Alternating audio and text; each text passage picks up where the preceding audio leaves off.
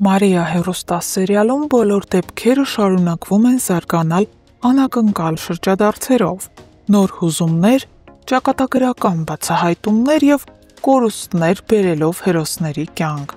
Օֆայի առողջական վիճակը կրկին վատանում է, նա ուշագնաց է լինում իր բնակարանում, իսկ Ռուբենը հենց այդ պահին հայտնվում է տանը։ Տեսնելով Օֆային, Ռուբենը ցանկանում է անհապաղ շտապօգնություն կանչել, սակայն Օֆան քիչ անց ուշքի է գալիս և հրաժարվում բուժհաստատություն տեղափոխվելուց։ Նա զգում է, որ Ռուբենի տրամադրությունը կտրուկ տարբերվում է սովորականից։ Նրա պահվածքը կասկած հարուցող է։ Օֆան անմիջապես հետաքրքրվում է, թե ինչ է կատարվում։ Այդ պահին Ռուբենը երկար լռությունից հետո բացահայտում է ճշմարտությունը։ Նա պատմում է Դավիթի ձերբակալության մասին, նշելով, որ Դավիթին մեղադրում են սպանության մեջ, որի հետ, ըստ Ռուբենի համոզմունքի, նա որևէ կապ չունի։ Օֆան խորը հուզվում է։ Նրան շատ է ցավեցնում այն միտքը, որ Մարիան, իր միակ դուստրը, կրկին կոտրվում է ներսից, այս անգամ արդեն սիրելի մարդու նկատմամբ տեղի ունեցած անարդարության պատճառով։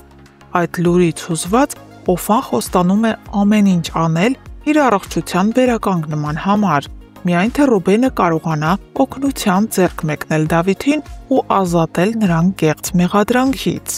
Այս ընթացքում Լիլիթը խոսում է Աբուլի հետ և նկատում, որ նա անտրամադիր է, զուսպ ու լուռ։ Լիլիթը որոշում է գալ Աբուլի տուն, հասկանալու, թե ինչ է իրականում կատարվում։ Աբուլը երկար այլևս չի թաքցնում և անկեղծորեն պատմում է եղբոր Դավիթի ձերբակալության մասին։ Նա ասում է, որ Դավիթը բանտում է սպանության մեղադրանքով այն երիտասարդի, որի մեքենայի ապակիները ժամանակին կոտրել էին և դրանում ևս մեղադրում էին Դավիթին, բայց պարզ է դառնում, որ Դավիթը որևէ առնչություն չուներ այդ դեպքի հետ։ Լիլիթը սկսում է հանգամանքները մեկը մեկին կապել և գալիս է ցավալի եզրահանգման։ Այս ամենի հետևում կանգնած է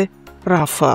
Մարիան էլ գտնվելով խորը հիասթափության ու անհույս վիճակի մեջ, հեռախոսով կիսվում է Նոնայի հետ։ Նա ասում է, որ կորցնում է հավատը արդարության հաղթանակի հանդեպ։ Նոնան փորձում է Մարիային ուժ տալ, հիշեցնելով, որ երբեմն կյանքը անարդար խաղեր է խաղում, բայց վերջում ամեն դեպքում հաղթում է ճշմարտությունը։ Ու հենց այդ պահին կատարվում է ամենակարևոր շրջադարձը։ Ալան գնում է հիվանդանոց Աշոտի մոտ և արտասուքով խնդրում, որ փրկի Ռաֆին, թույլ չտա նա բանտ նստի։ Աշոտը սակայն վճռական պատասխանում է։ Այս անգամ ինքը ոչինչ չի անելու։ Նա այլևս չի պատրաստվում խաբել, պաշտպանել որդուն կամ մեղադրել անմեղ մարդկանց։ Քիչ անց Ալլայի հեռանալուց հետո Աշոտը զանգում է Ռուբենին, ասում է, որ շատ կարևոր բան ունի ասելու, այնպիսի բան, որ գուցե փոխի ամեն ինչ։ Ռուբենը շտապում է հիվանդանոց և հանդիպում Աշոտին։ Այն, ինչ լսում է Ռուբենը, ապշեցնում է նրան։ Աշոտը խոստովանում է որդու, Ռաֆի բոլոր հանցագործությունները, բացահայտորեն նշելով, որ Ռաֆն է սպանել արտակին, որ մեքենայի ապակիները ևս Ռաֆն էր կոտրել։ Նա ասում է, որ այս խոսքերը ասում է խիղճը մաքրելու և հոգին թեթևացնելու համար։ Այս խոսքերից ընդամենը մի քանի րոպե անց Աշոտի սիրտը կանգ է առնում։ Նա մահանում է, թողնելով ծանր խոստովանություն ու ճշմարտության դուռը բաց։ Ռուբենը հիմա կանգնած է ընտրության առաջ։ Արդյոք նա կկարողանա ճիշտ ներկայացնել այս տեղեկությունը քննիչին, դրդելով նրան սկսել իրական քննչական գործողություններ Ռաֆի ուղղությամբ։ Եթե Ռուբենը որոշի լռել, ապա Դավիթը կմնա բանտում։ Իսկ եթե պատմի ճշմարտությունը, ապա Ռաֆը կկանգնի արդարադատության առաջ, իսկ նրա մայրը Ալան կկորցնի ամեն ինչ։ Իսկ դուք ինչ եք կարծում, հարգելի հետևորդներ, Ռուբենը կփրկի արդյոք Դավիթին, պատմելով Աշոտի վերջին խոսքերը։ Գրեք ձեր կարծիքը մեկնաբանություններում։ Սուր ինձ հարց են տվել, ընկեր ունես։ Ունեն ասելի հո անտեր չես։ Ընկեր ունեն։ Այսինքն եթե չունեմ, ուրեմն անտեր է։ Դե բա մարդի թե ընկերներով է հարուստ, թե ընկերներ չունես։ էլի։ Ինչ ասենք։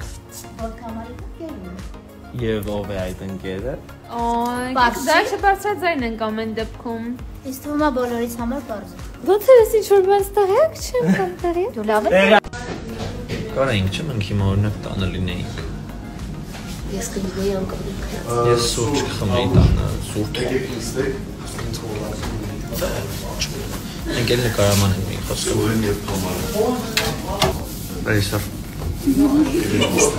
Պանրես Սալակներ, Տեկնա, նստել ես։ Ես դες ուզում եմ ցույց տալ, թե ոնց է հնարավոր դառնալ դերասան եւ ուղղակի պարկած փող աշխատել։ Խնդրեմ։ Սովինան, ինչի՞ չես աշխատում։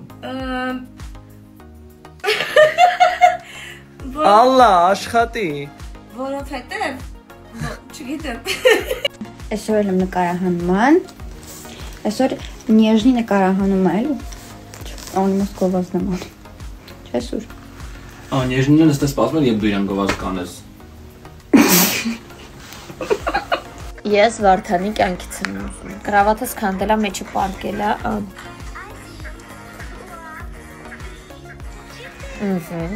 Ջուրը տվեցինք։ Հիմա տալիս ենք ուտելիքը։